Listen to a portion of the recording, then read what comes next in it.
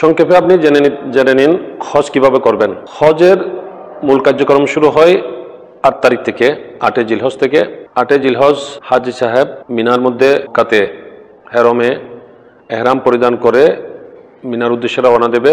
মিনাতে জোহর, আসর, মাগরিব, এশা, তারপর দিন ফজর পর্যন্ত আদায় করাটা হচ্ছে সুন্নত নিয়ম। ফজরের পর 9 তারিখ ফজর পর্যন্ত অবস্থান করে ওখান মিনার থেকে 9 তারিখ সকালে আরাফার উদ্দেশ্যে রওনা দেবে। আরাফাতে গিয়ে সেখানে অবস্থান করবে। বিশেষ করে সূর্য পশ্চিম দিকে ডলে পড়ার পর থেকেই আরাফার উকুপ আরম্ভ হয়, যেটা হজের গুরুত্বপূর্ণ ইবাদত, ফরজ ইবাদত। হাদিসে পাকে আছে আল হজ্জু আল আরাফা, মূল হজ আরাফায় অবস্থান করা, এটাই। তো এটাকে গুরুত্ব সহকারে অবস্থান করবেন। সেখানে জোহরের নামাজ আদায় করে আপনি ইবাদত বন্দেগীতে রত হয়ে যাবেন। আল্লাহর দরবারে জীবনের গুনাহ ক্ষমা চেয়ে কান্নাকাটি করবেন, ফরিয়াদ করবেন। নিজের ভাই বন্ধু, পরিবার পরিজন, দেশবাসী সবার জন্য দোয়া করবেন এবং এই খেয়াল জ্ঞানে থাকবেন যে আমি এখানে গুনাহগার আসি, এখান থেকে গুনাহ মাপ নিয়ে যাব। সেইভাবে আল্লাহর দরবারে কান্নাকাটি করে আপনি আরাফার উকুব শেষ করবেন। আসরের নামাজের পর মাগরিবের আগে হয়তো গাড়িতে উঠে ফেলবে, তা আপনি সূর্য অস্তমিত হওয়ার পরেই ওখান থেকে রওনা দেবেন গাড়িতে করে। সম্ভব হলে পায়ে হেঁটে আসুন, এটাই বেশি আরামদায়ক, খুব ইবাদতের মজা পাওয়া যায়। ওখানে পায়ে হেঁটে আসার জন্য অনেকগুলো রুট রয়েছে, তরিকুল মাসি লেখা থাকে ওখানে। ওখানে লক্ষ লক্ষ মানুষ হেঁটে হেঁটে আসছেন। আপনাকে ওই পথে আসলে খুব আনন্দ পাবেন, খুব তৃপ্তি পাবেন। যদি সম্ভব হয় সেভাবে আসবেন, আর না হয় গাড়িতে করে আসবেন। এখানে প্রতিমধ্যে কোথাও মাগরিব নামাজ আদায় করবেন না। যে টাইমে আপনি মুজদালিফায় পৌঁছবেন, মুজদালিফার উদ্দেশ্যে রওনা দিয়ে মুজদালিফায় আসবেন, এটা রাত 11টা, 12টা, 1টা, 2টা যাই হোক, সেই টাইমে এসে এখানে মাগরিব এবং এশা, এক আজান 2 একামতের মাধ্যমে মাগরিব এশা নামাজ আদায় করে আপনি সম্ভব হলে কিছু খেয়ে ওখানে আরাম করবেন, ঘুমাবেন মুজদালিফার মধ্যে। যেখানে জায়গা মিলে সেখানেই যেভাবে সম্ভব হয় সেভাবে শুয়ে পড়বেন। এখানে কোনো তাবু বা কার্পেট কিছুই থাকবে না। তো ওখানে ফজরের আগ পর্যন্ত ঘুমিয়ে বা উঠে সম্ভব হলে তাহাজ্জুদ আদায় করবেন। তাহাজ্জুদের পর ফজর নামাজ পড়বেন। ফজর নামাজের পরেই ওখানে মুজদালিফার মূল উকুবটা, কিন্তু ওই সময় আল্লাহ দরবার বেশ দোয়া ফরিয়াদ করবেন, জিকির আজকার করবেন। এটা কোরআনে পাকও রয়েছে। এই ওয়াজকুরুল্লাহ ইনদাল মাশআরিল হারাম কোরআনে পাকে নির্দেশ আছে। তো সেখানেই মুজদালিফা অবস্থান করে এবার সূর্য ফজরের নামাজের পর ওখান থেকে রওনা দিয়ে আপনি মিনাতে আসলেন। মিনাতে আপনার সাথে যা আছে সামান ইত্যাদি এগুলো রেখে ও মুজদালিফার মধ্যে পাথর নিয়ে নেবেন। 70টা মতো ছোটো ছোটো পাথর, সোনাবুট সমান, বেশি বড় পাথর নেওয়ার দরকার নেই।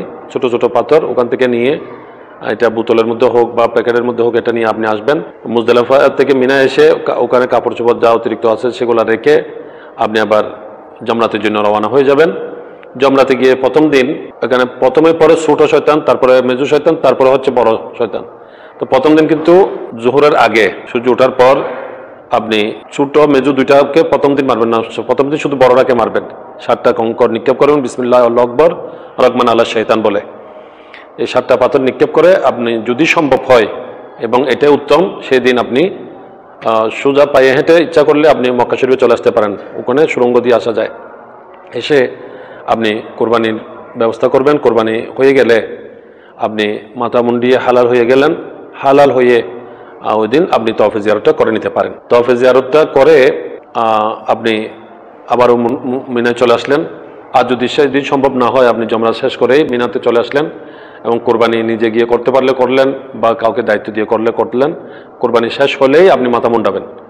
মাথা মুন্ডিয়ে আপনি হালাল হয়ে যাবেন। যদি সেই দিন সম্ভব হয় 10 তারিখ, সেদিন না হয় 11 তারিখ। তো 12 তারিখ সূর্য ডোবার আগ পর্যন্ত সময় আছে, আপনাকে তওয়াফে জিয়ারতটা আদায় করে নিতে হবে। এটাও ফরজ। এই ফরজ তওয়াফটা আদায় করে আপনি মিনার মধ্যে 11 তারিখ 12 তারিখ আরও 2 দিন অবস্থান করে সেখানে এই 2 দিন তিনু শয়তান, ছোট মেজু বড় তিনুটার মধ্যে 7টা করে 21টা পাথর নিক্ষেপ করবেন, একটা একটা করে। এই পাথর নিক্ষেপ করে 3 দিন পাথর নিক্ষেপ করে মোট 49টা পাথর নিক্ষেপ করে আপনি মিনার থেকে আবার চলে আসলেন। মিনার থেকে চলে আসার পর আপনি এখন মোটামুটি আপনার হজের কার্যক্রম শেষ। যা কদিন এবার মক্কা শরীফে অবস্থান করবেন।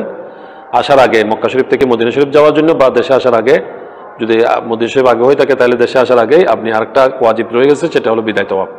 বিদায় তওয়াফটা করে নেবেন, আপনার হজ হয়ে গেল। হ্যাঁ, তওয়াফে জিয়ারত যেটা ফরজ তওয়াফ 10 তারিখ অথবা 11 বা 12 তারিখে সূর্য ডোবার আগে করবেন।